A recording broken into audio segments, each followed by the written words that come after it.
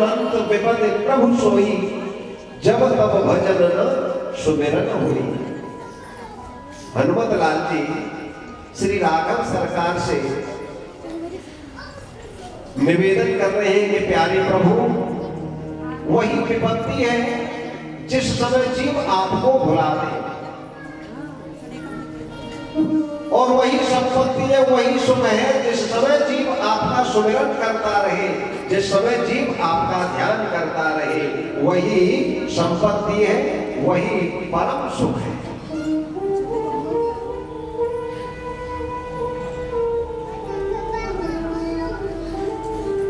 बड़ा सुंदर स्तुति की है, बड़ी सुंदर स्तुति माता कुंती ने। भगवान परम प्रसन्न हुए। भगवान श्री कृष्ण धर्मराज को उनके भाइयों के सहित पितामह भीष्म के पास ले जाते हैं। पितामह भीष्म नीति के जानकार हैं, धर्म को जानने वाले हैं, और ये राजा हैं, इसलिए राजा को नीति की जरूरत है। राजा यदि नीति नहीं जानता है, वह सोचने का अधिकारी है, सोच का अधिकारी है। इसलिए इनको प्रजा का पालन करना है तो सुंदर सुष्ठु नीति से यह परिचित होने चाहिए। ऐसा विचार करके पितामह भीष्म के सब निकट भगवान श्री कृष्ण उनको ले जाने लगे। बाबा ने मानस में बड़ी सुंदर बात कही, और भगवान श्री कृष्ण चंद्र इन बातों को जानते हैं। क्या बात कही बाबा ने? बोले सोचिए नृपत जो नीति न जाना, सोचिए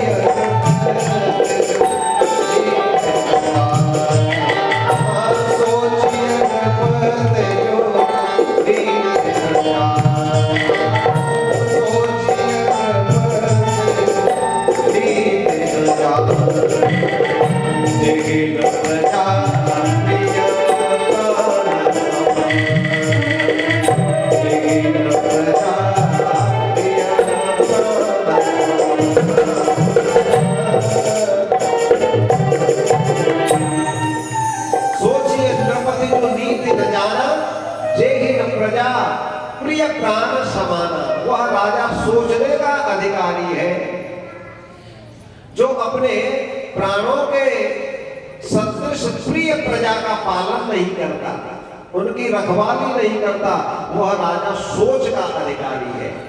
तो इनको क्या नीति की जरूरत है, किस शिक्षा की जरूरत है, ऐसा विचार करके उन धर्मज्ञ पितामह के पास में, दादाजी के पास में भगवान श्री कृष्ण चंद्र पांडवों को लेकर के पहुंचे।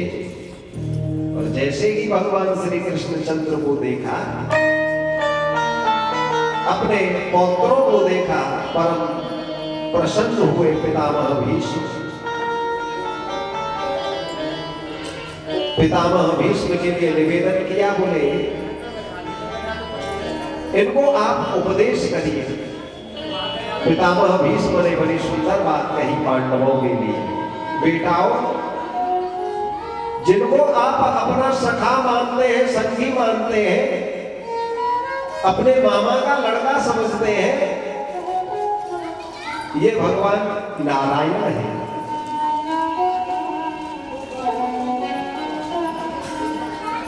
ये भगवान नारायण है। ये नारायण अपनी माया के प्रभाव से वृषणी वंश में जन्मे हैं, और सामान्य पुरुष की तरह आपके साथ संबंध निर्वाह कर रहे हैं। ये कोई और नहीं, साक्षात नारायण है। आद्यो नारायण कुमार।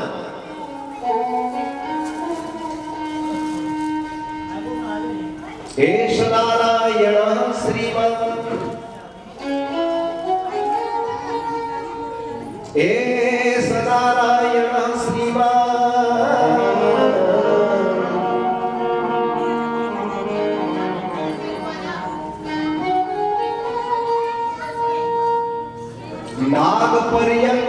समुत्सृज्य यागतो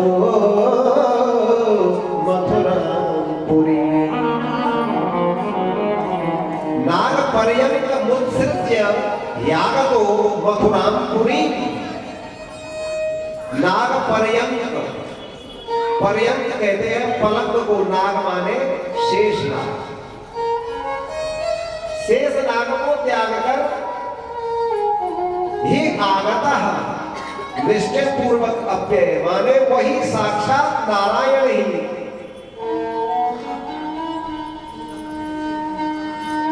मथुरापुरी में पधारे हैं। ये कोई और नहीं, साक्षात वही नारायण श्री हरि तुम्हारे सम्मुख विराज रहे हैं। एष वै भगवान साक्षात आद्यो नारायण पुमान् मोहयन् मायया लोकम् गूढश्चरति विष्णुषु गूढश्चरति विष्णुषु।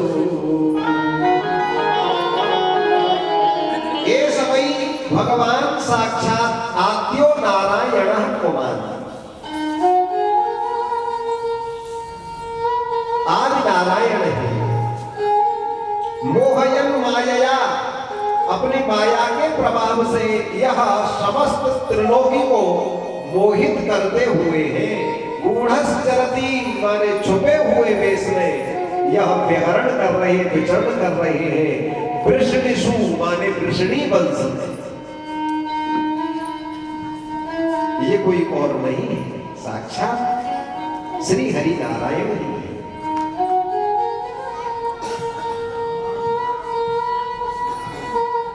परम प्रसन्न हुए हैं।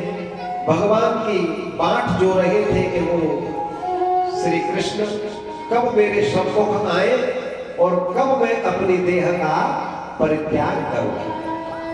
बंधुओं, पितामह भीष्म को इच्छा मृत्यु का वरदान है। पितामह भीष्म ने देखा कि ये बड़ा सुंदर शुभ अवसर है, सुंदर मौका है।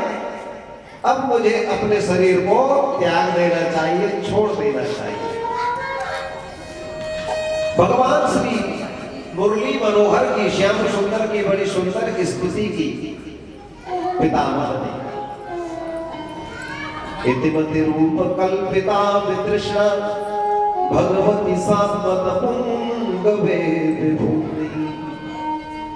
प्यारे प्रभु, मेरी एक पुत्री है, आप इसका वर्ण करिए। किसी जिज्ञासु ने प्रश्न किया, बोले पंडित जी, पितामह भीष्म ने विवाह ही स्वीकार नहीं किया, प्रतिज्ञा इन्होंने की कि मैं विवाह नहीं करूंगा, आजन्म आमरण।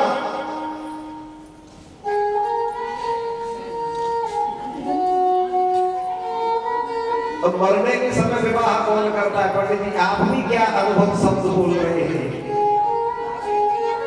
अब बोला तो इसलिए जा रहा है कि आजकल विवाह 80 वर्ष की आयु में भी लोग कर रहे हैं।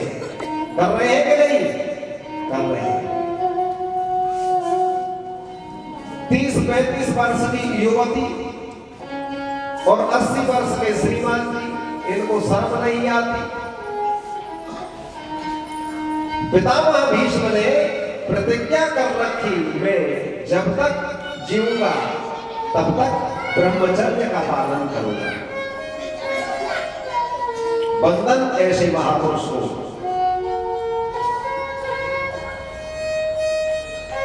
बंधुओं, पितामह भीष्म उन महापुरुषों में से हैं जिनका सुमिरन करने से काम विकार व्यक्ति के मन मस्तिष्क से दूर भाग जाता है। पितामह भीष्म उन महापुरुषों में से एक है। पितामह भीष्म के जैसे और हैं 4 जिनका सुमिरन नित्य करने से मन में काम विकार नहीं आता। मन काम से जीव के मन को उद्वेलित नहीं करता।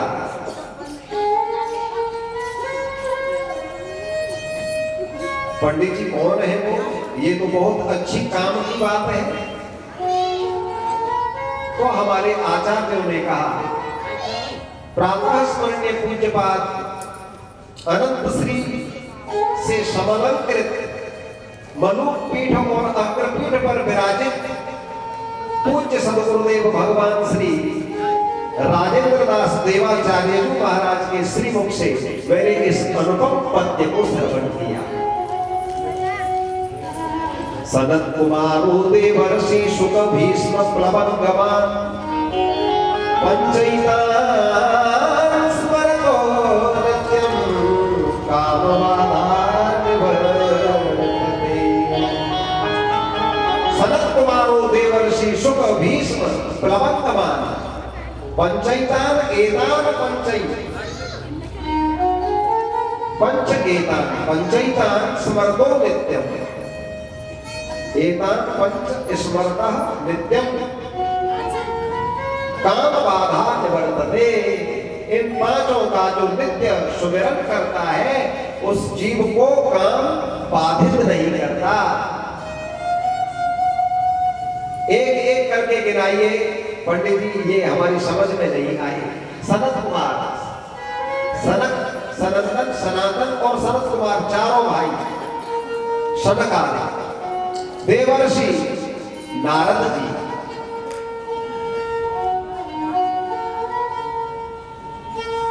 शुक भगवान श्री शुकाचार्य, भीष्म जिनकी अभी चर्चा चल रही है, प्रसंग चल रहा है, वो पितामह भीष्म,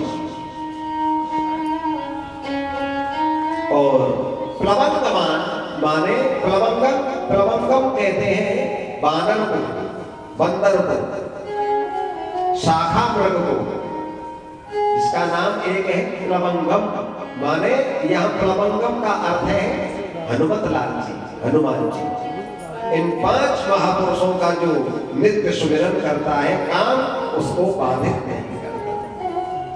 तो इन्होंने प्रतिज्ञा की मैं विवाह नहीं करूंगा।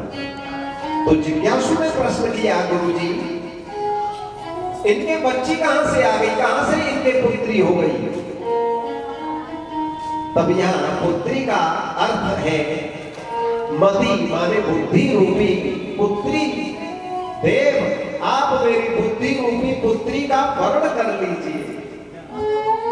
मेरी बुद्धि अहर्निशम निरंतर लगातार सतत आपके श्री चरणों में लगी रहे। ये आपके पाद पद्मों को छोड़ करके अन्यत्र कहीं नहीं जाए। ऐसी आप मुझ पर कृपा करो, दया करो।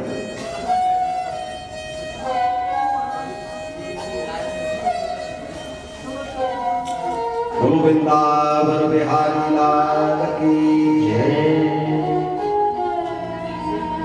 भगवान परम प्रसन्न हुए हैं इनकी स्तुति से, इनके भाव से। अपना दिव्य भाव पितामह भीष्म ने व्यक्त किया।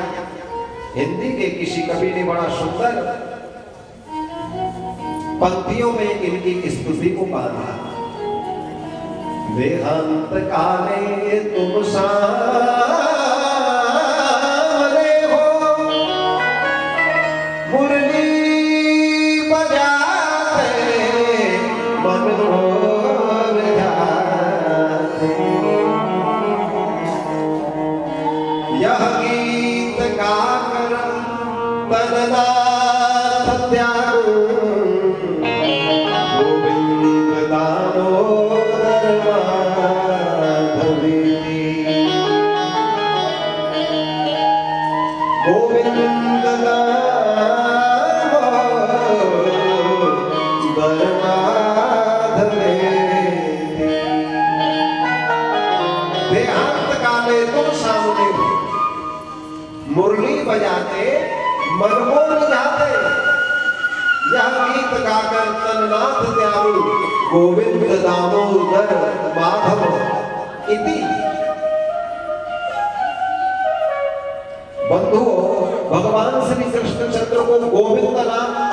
प्रिय है। भगवान को गोविंद नाम बहुत ही प्रिय है।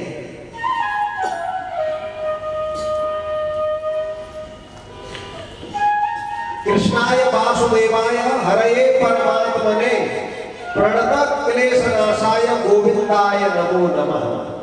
जो नित्य इस पद्य को गाता है उसके जीवन से समस्त आदि व्याधि छूट जाती है।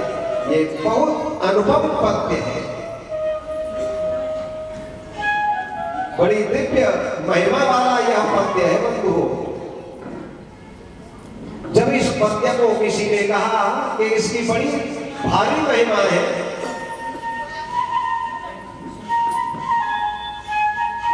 तो भगवान श्री कृष्ण के अनन्य उपासक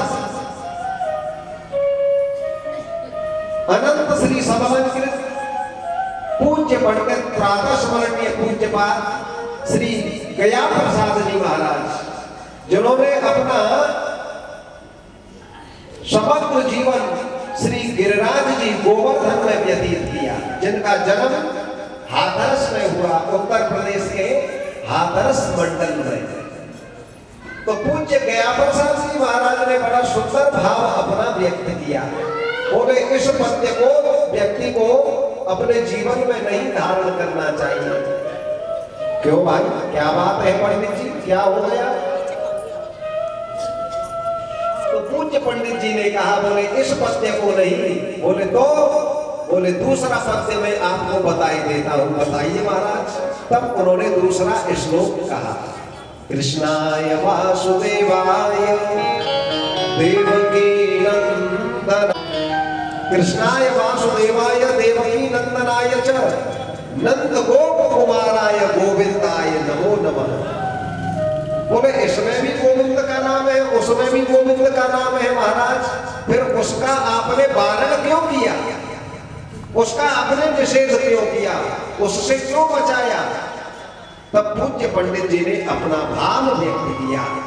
पूज्य पंडित जी ने कहा कि भगवान श्याम सुंदर इस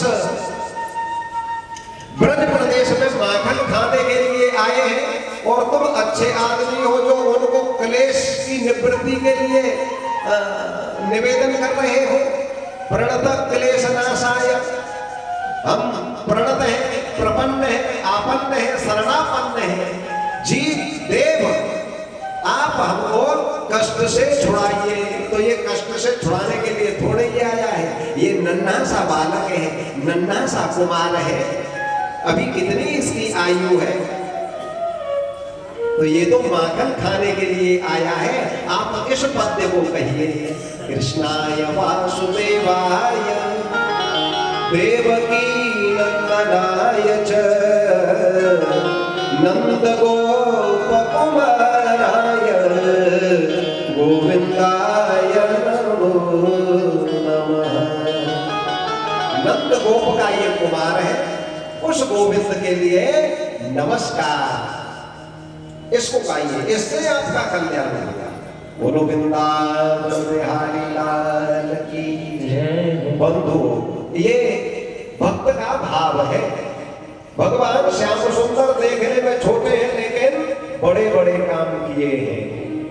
इनको बड़ा कलेवर वाला होने की जरूरत थोड़ी ही है। शैशव अवस्था में ही जिन्होंने बड़े बड़े दुष्ट राक्षसों को धराशायी कर दिया, जिनका प्राणांत कर दिया, लेकिन भक्त का अद्भुत भाव। पूज्य पंडित श्री गया प्रसाद जी महाराज की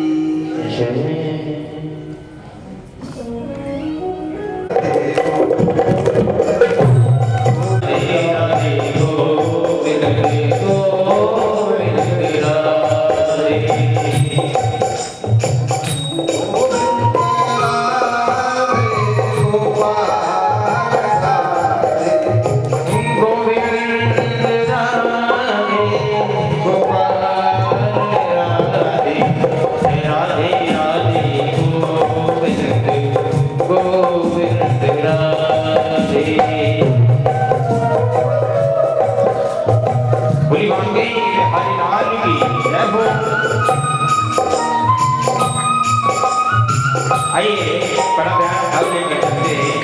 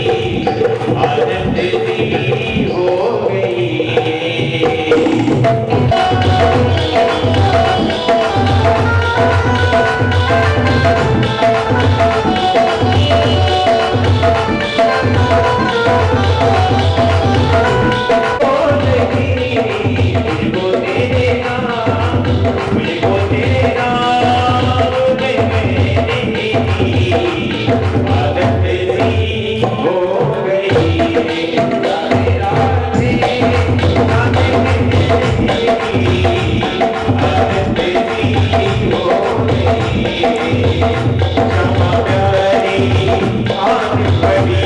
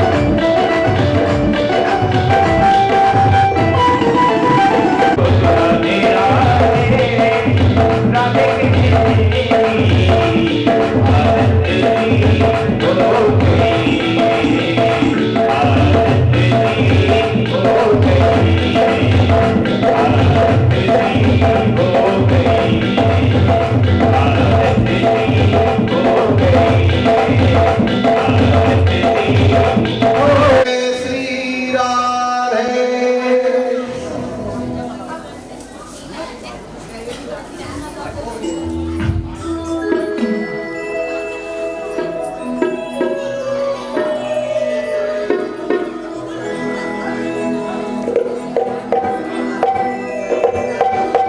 बोली बाके बिहारी लाल की है।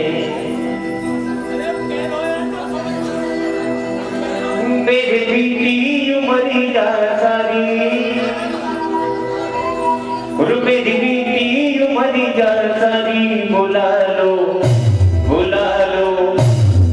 अरे बुला लो दावत मेरे घारी, बुला लो दावत मेरे घारी, बुला लो दावत मेरे घारी। बीती उमरिया सारी, मेरी बीती उमरिया सारी, बुला लो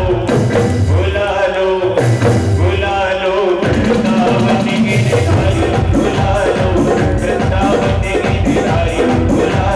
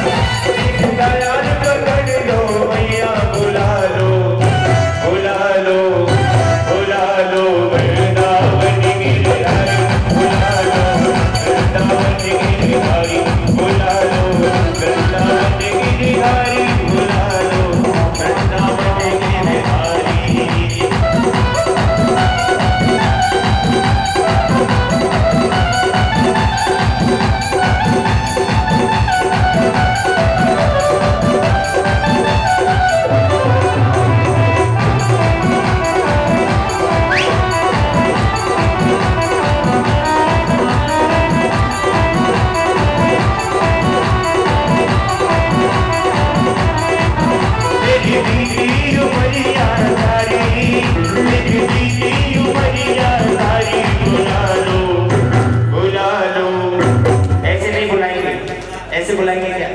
जो नृत्य कर रहे हैं बस प्रभु की भक्ति में, वो तो नृत्य करेंगे ही, उनको तो बुलाएंगे ही। और आप लोग क्या करें? एक बार दोनों चीजें आप उठाइए ना, जैसे भगवान ने दोनों आती है। एक बार सुना लो वृंदावन गिरिधारी, बुला लो वृंदावन गिरिधारी, बुला लो वृंदावन गिरिधारी,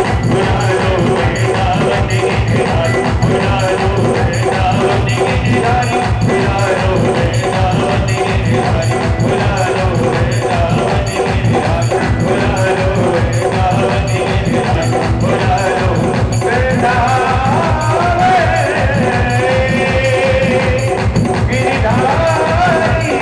गिरिधारी, बुला लो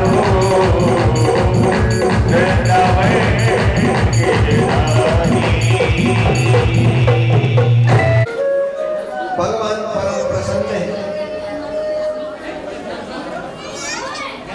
कहा जाता है कि पितामह भीष्म उत्तरायण की प्रतीक्षा कर रहे थे कि उत्तरायण आने पर मैं अपने देह को छोड़ूं और परम कल्याण का भाजन बनूं, उस दिव्य धाम को प्राप्त करूं जिसे पाकर के जीव पुनः लौटता नहीं, उस वैकुंठ धाम को।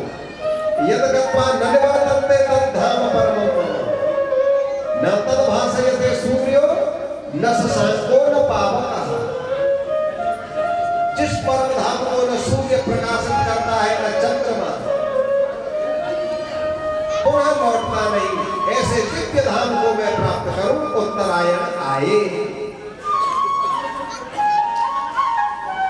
बंधुओं, यहाँ एक प्रश्न किया जाता है कि उत्तरायण से पूर्व यदि पितामह भीष्म अपने शरीर को छोड़ देते तो क्या उनका कल्याण नहीं होता? क्या वह दिव्य धाम को नहीं पाते? उत्तरायण की यहाँ कोई बात नहीं है। जिनके सामने भगवान श्री कृष्ण चंद्र हो और जो अहर्निश निरंतर उनके ध्यान में संलग्न रहा हो, ऐसे महापुरुष के शरीर छोड़ने का कोई भी क्षण हो, कोई भी अयन हो, उसका परम कल्याण ही है। भगवान गीता जी में कह रहे हैं, अंत काले च मामेव स्मरण मुक्त्वा कलेवरम यह प्रयाति समभावम याति नास्त्यत्र संशयः। अंत समय में अपने कलेवर को छोड़ते समय मेरा स्मरण करते हुए अपने प्राणों का त्याग करता है, छोड़ता है, तो हे कौन्तेय, वह व्यक्ति मुझको ही प्राप्त होता है। याति न अन्यत्र संशयः, वह अन्यत्र नहीं जाता, यहाँ कोई संशय नहीं है, इसमें कोई संशय नहीं। यह असंशय वाली बात। जो मेरा स्मरण करते हुए कलेवर को छोड़ता है वो मुझको ही प्राप्त होता है। बंधुओं, अंत समय में भगवान का स्मरण हो जाए, ऐसा कैसे संभव होगा? बोले ऐसा संभव तभी होगा जब हम अपने संपूर्ण जीवन में भगवान का ध्यान करते रहेंगे, भगवान का सुमिरन करते रहेंगे, नाम जप करते रहेंगे। यम यम वापि स्मरण भावम त्यजत्यन्ते कलेवरम तम तमेवैति कौन्तेय सनातन भाव भाविका। जीव को अंत समय में तभी उनका ध्यान होगा जब उसका समग्र जीवन उनके ध्यान में व्यतीत होगा, क्योंकि अंत समय में जीव उसी भाव को प्राप्त होगा जिस भाव में उसका समग्र जीवन बीता है। जबकि महापुरुष तो यह कहते हैं कि कोई ठिकाना नहीं कि अंत समय में भगवान का स्मरण हो जाए। इसलिए ऋषि मुनि हमारे महापुरुष यत्न करते रहे, जतन करते रहे कि अंत समय में उसका सुमिरन हो जाए। इस बात को बाबा मानस में कहे हैं, जन्म जन्म मुनि जतन कराई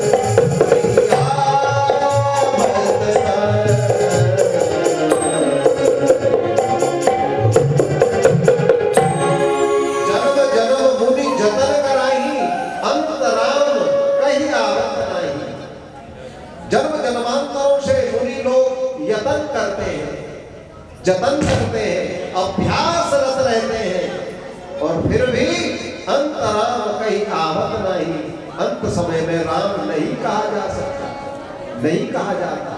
इसलिए बंधुओं, प्रयत्नशील रहना चाहिए, व्यक्ति को अभ्यस्त हो जाना चाहिए। ठाकुर जी का नाम यदि आ गया अंतिम क्षण में तो उसका कल्याण हो जाएगा, वो ठाकुर जी को ही प्राप्त होगा। चाहे सारूप्य हो, सालोक्य हो, सामीप्य हो अथवा सायुज्य हो, उसका परम कल्याण हो जाएगा, उसको मोक्ष की प्राप्ति हो जाएगी।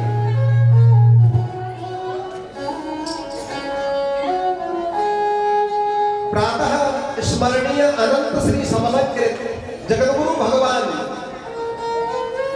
श्री राघवाचार्य जी महाराज इस चौपाई का गायन कर रहे थे, तो उन्होंने इसमें एक विलग अर्थ प्रकट किया। अंत राम कहीं आवत नहीं, माने जो जन्म जन्मांतरों से लगा हुआ है, क्या भगवान ऐसे निर्दयी है सो उसके सुमिरन में नहीं आएंगे? आएंगे। भगवान उसके स्मरण में अवश्य ही आएंगे।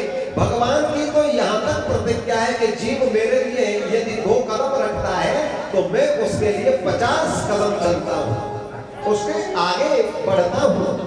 उससे मिलने की मेरे हृदय में इतनी उत्कंठा है, इतनी बलवती इच्छा है कि जीव 1 कदम चलता है, 2 कदम चलता है, मैं कई गुना उसके लिए मिलने को उत्सुक हूं, कई गुना कदम में उसके मिलने के लिए बढ़ा देता हूं। तो भगवान निर्दयी तो नहीं, भगवान परम दयालु है, यत्न कर रहा है, जतन कर रहा है, समग्र जीवन उसने अपना भगवान में लगा दिया। क्या अंतिम समय में वो याद नहीं आएंगे, सुमिरन में नहीं आएंगे, नाम उच्चारण में नहीं आएगा? आएगा। तो यहाँ जगतगुरु भगवान श्री राघवाचार्य जी महाराज ने कहा, बोले अंत राम कहीं आवत नहीं, अंत में राम कहने से वह पुनः नहीं आता, वह जीव पुनः मृत्यु लोक में नहीं जन्मता। तो अंत राम कहे आवत नहीं,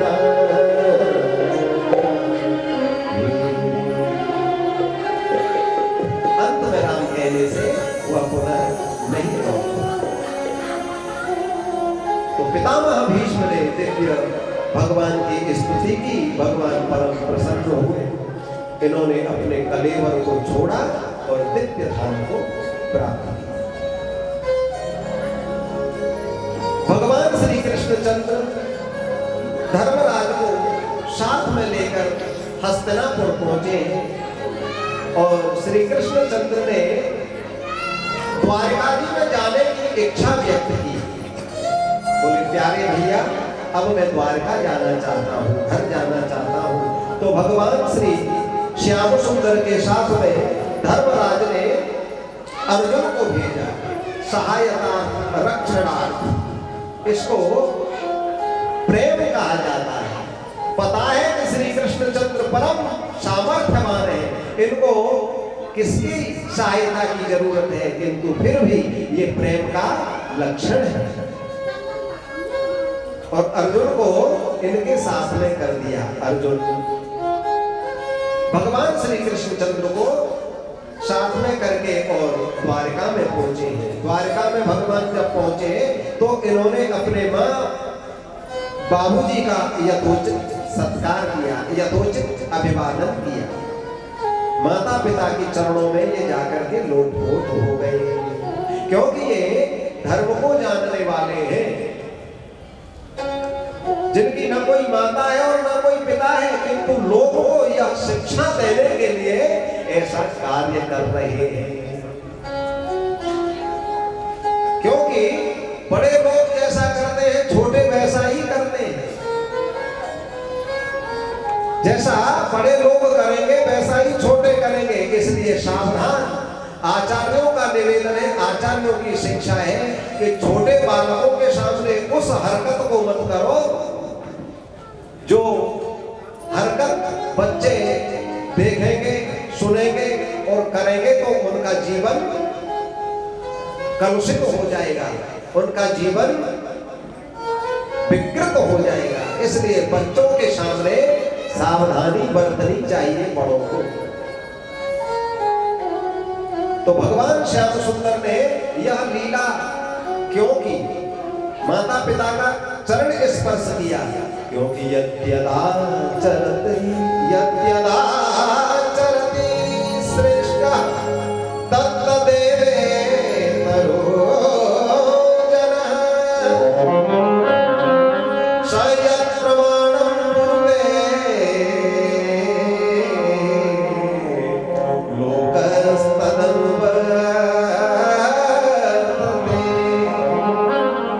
यद्यदा चरति श्रेष्ठ तत्तदेवे तरो जनः देव इतर जनः तत्तत् आचरति। किम किम आचरति? बोले श्रेष्ठ यत् करोति तत्तत् देव इतरः करोति। महापुरुष जिस कृत्य को करता है, बड़ा आदमी जिस कार्य को करता है, छोटा भी उनका अनुसरण करता है। ऐसा ही मैं करूंगा। इसलिए भगवान को कर्म करने की जरूरत है। इसलिए भगवान ने इस मृत्यु लोक में आकर के इन कृत्यों को किया। अभिवादनशीलस्य नित्यं वृद्धोपसेविनः चत्वारि तस्य वर्धन्ते आयुर्विद्या यशो बलम्। आयुर्विद्या यश और बल, इन चार चीजों की प्राप्ति होगी यदि हम अपने बड़ों का, अपने गुरुजनों का, अपने अभिभावकों का सम्मान करेंगे, उनके चरणों में नत होंगे। बंधुओं,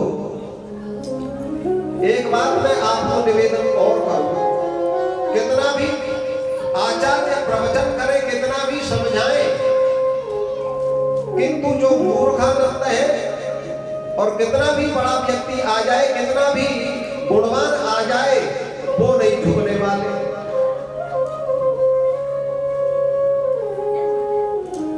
सूखा काठ आप कितना भी प्रयत्न करिए, यदि आप उसे झुकाना चाहोगे तो झुकेगा नहीं, टूट जाएगा। टूट भले ही जाए लेकिन उसमें झुकाव नहीं होगा। ऐसे ही मूर्खानंद को आप कितना भी उपदेशित करिए, कितना भी उसे आप शिक्षा दीजिए, एक शिक्षा उसके हृदय में घर नहीं करेगी, एक भी शिक्षा उसके हृदय में नहीं उतरेगी।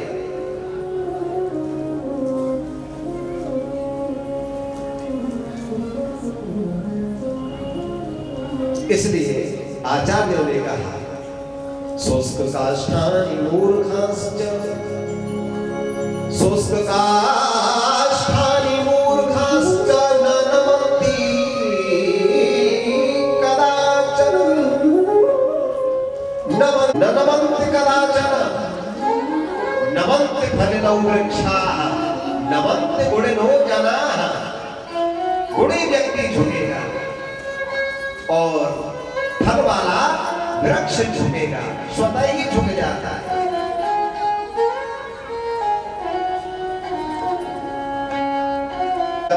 दे भूमो में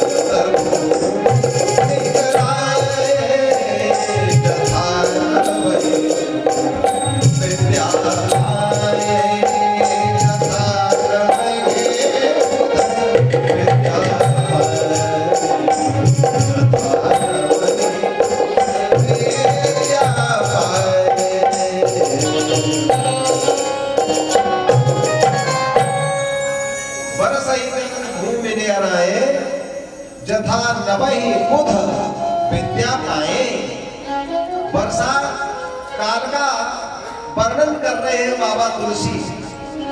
जैसे जलद माने बादल वर्षा के समय में बहुत नीचे झुक जाते हैं। वर्षई जलद भूमि नियर आए, माने नियर, निकट में होकर के जल की वर्षा करते हैं बादल। कैसे? बोले जथा तवहि बोध विद्या पाए। जैसे बुध जन, विवेकी जन, विद्वान जन विद्या को पाकर के विनीत हो जाते हैं, झुक जाते हैं।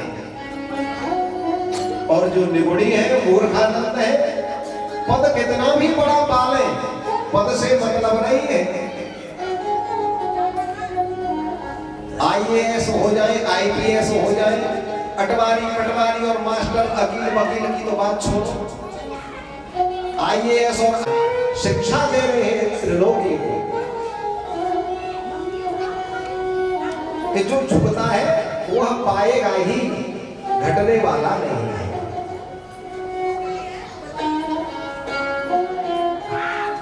भगवान मधुरात मधुर लीला किए त्रिलोकी के कल्याण के लिए। श्री सूत जी महाराज शौनक आदि ऋषियों को कहते हैं, इसके अनंतर सुंदर ग्रह गोचरों की उपस्थिति पर पांडवों के वंशधर परीक्षित का जन्म हुआ। ततः सर्वगुणोदर के सानुकूल ग्रहोदये जग वंशधरो, जग वंशधर पांडोर भूयः पांडु इव औजस। समस्त ग्रहों के अनुकूल होने पर पांडवों का वंशधर उत्पन्न हुआ। इतना तेजस्वी बालक मानो पांडु ही पौत्र के रूप में जन्मे हैं, प्रपौत्र के रूप में जन्मे हैं।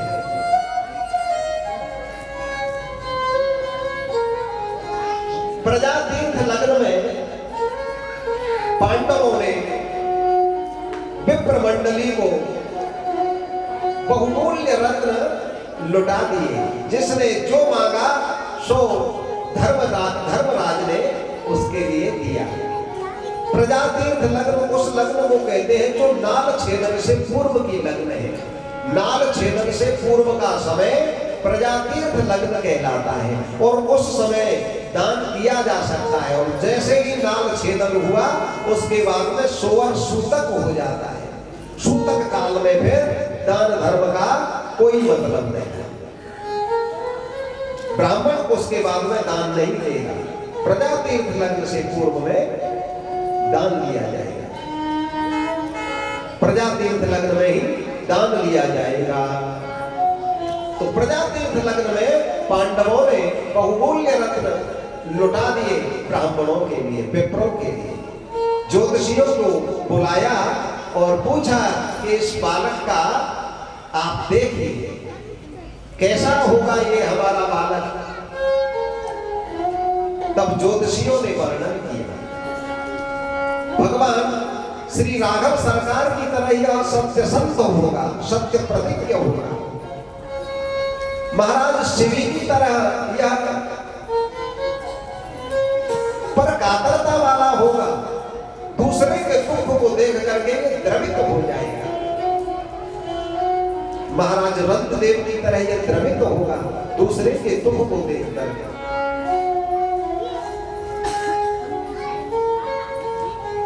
ये तुम्हारा बालक बहुत सुंदर गुणों वाला है, सुंदर लक्षणों वाला है। जब बालक के विषय में उसके सौभाग्य का वर्णन किया, उसके शुभ लक्षणों का वर्णन किया ज्योतिषियों ने, तो पांडवों के हर्ष का ठिकाना नहीं रहा। परम प्रसन्न हुए। सूत जी महाराज कहते हैं शौनक आदि को, इसके अनंतर विचार किया कि मेरे भाई को जाए, बहुत समय हो गया, श्री कृष्णचंद्र के साथ में गए उसे बहुत समय हो गया, ये अभी तक लौटा नहीं। 7 माह बीत गए। जब धर्मराज ऐसा विचार कर ही रहे थे, क्यों ही अर्जुन उनके सम्मुख आ पहुंचे और अर्जुन को मिलान मुख जब देखा, दुखी देखा, तो कहा धर्मराज ने, बोले भैया क्या बात है, मुंह क्यों लटकाए हो, क्या परेशानी है, क्या तुमने बालकों से पहले भोजन तो नहीं कर लिया, अपने पूज्यों से पहले, बूढ़ों से पहले, वृद्धों से पहले भोजन तो नहीं कर लिया, जिनको भोजन करा के भोजन करना चाहिए उनसे पहले आप भोजन तो नहीं कर लिए, आपने अगम्या के साथ गमन तो नहीं किया, जिनके चरणों को छूना चाहिए, जिनका पाद प्रक्षालन करना चाहिए और उनके साथ तुमने गमन तो नहीं किया, क्या तुम अपने से कम पराक्रमी से परास्त तो नहीं हो गए, पराभव को तो प्राप्त नहीं हुए, पराजित तो नहीं हो गए। एक साथ में अनेक प्रश्न कर दिए धर्मराज ने। बंधुओं, जब अनेक प्रश्न किए तो धर्मराज के सामने नेत्रों में अश्रु लेकर के अर्जुन रोने लगे। वंचितो हम महाराज,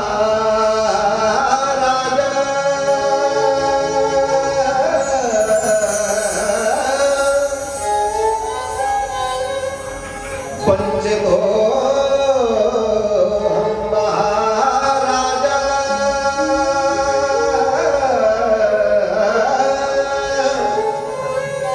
हरिणा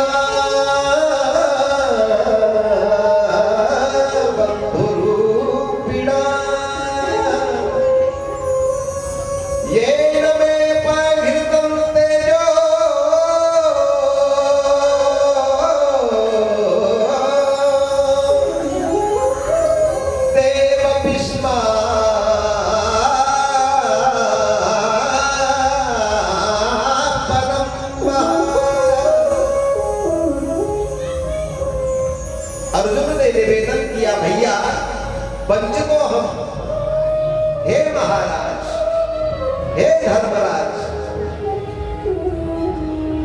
मैं बंधु उस हरि से आज वंचित हो गया, विलग हो गया, पृथक हो गया। वो श्री कृष्णचंद्र हमको छोड़ करके चले गए, जिनका सहारा पाकर के, जिनका बल पाकर के मैंने बड़े बड़े रथी, अतिरथी और महारथियों को संकट में डाल दिया। उन बली अतिरथी महारथियों का तेज मेरे सामने फीका पड़ जाता था, जिनका सहारा पाकर के मैं रणांगण में, युद्ध के क्षेत्र में विजय श्री को प्राप्त करता था। आज मैं उनसे शून्य हो गया। जब ऐसा कहा, ऐसा सुना, माता कुंती ने तो धड़ाम से पृथ्वी पर गिर पड़ी और उनका देहावसान हो गया, उनके प्राण पखेरु उड़ चले। इसको कहते हैं बंधु सत्य प्रेम, जिसके बिना जिया नहीं जाए, ये है प्रेम। संसारी जनों का प्रेम नहीं है, संसारी जनों का केवल और केवल स्वार्थ है, जिसे हम प्रेम समझते हैं। वो प्रेम नहीं, केवल और केवल स्वार्थ। जो जो आपसे, आपकी दृष्टि में प्रेम कर रहा है, आपको प्रतीत हो रहा है कि ये मुझे प्रेम कर रहा है, आप उसके किसी काम के मत रहो, आप उसकी स्वार्थ की सिद्धि मत करो, तब तुमको पता चल जाएगा कि ये हमको प्रेम करता है कि ये क्या करता है। ये प्रेम कर रहा है कि हमको ठग रहा है, आपको पता चल जाएगा। ये संसार स्वार्थी है। इसीलिए तो कहा, सुहृदं सर्वभूतानां ज्ञात्वा मां शान्तिमृच्छति। भगवान श्री कृष्ण श्री मुख से कह रहे हैं कि जिस क्षण जीव मुझे अपना सुहृद मान लेता मित्र को, सुहृद माने मित्र, सहायक, उस समय जीव अछूता शांति को प्राप्त करता है।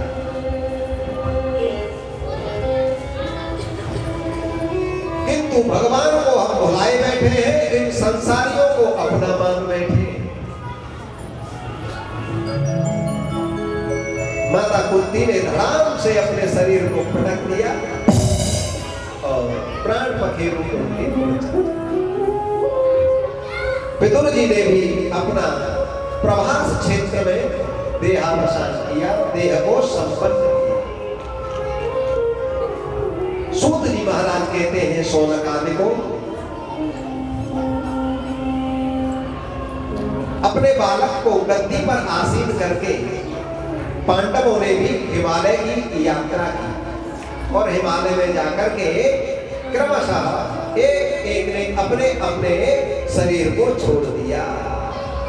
द्रौपदी भी साथ में गई और उन्होंने भी अपने शरीर को वहीं छोड़ दिया हिमालय में एक एक करके। कि श्री कृष्ण के लिए ही तो, उनके सहारे से ही तो हम जी रहे थे, वो चले गए, अब हमारा क्या। बंधुओं, भगवान की भगवत्ता के कारण ही हम कार्यरत हैं। हमारा अपना कोई वैभव नहीं, उनके सहारे से ही हम कार्यरत हैं।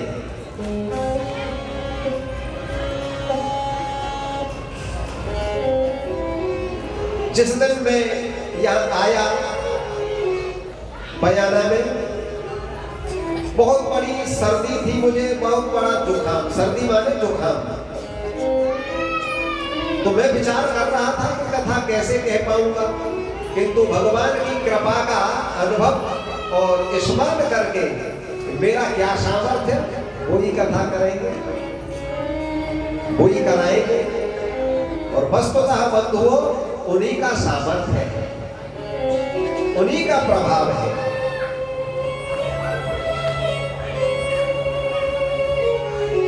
आप कल कथा में श्रवण करेंगे,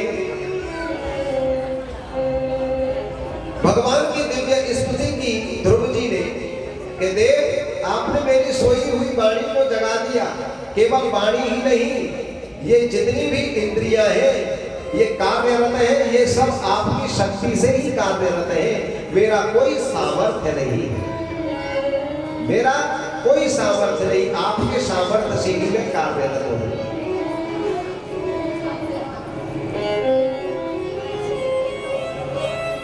तो समय अनुकूल तभी होता है जब ठाकुर जी की महती अनुकंपा है, ठाकुर जी की कृपा है। तो कहिए, बड़े बड़े अतिरथी महारथियों को अर्जुन संशय में डाल देते थे, तो ये संशय में डालने का प्रभाव अर्जुन का था कि भगवान के संग का?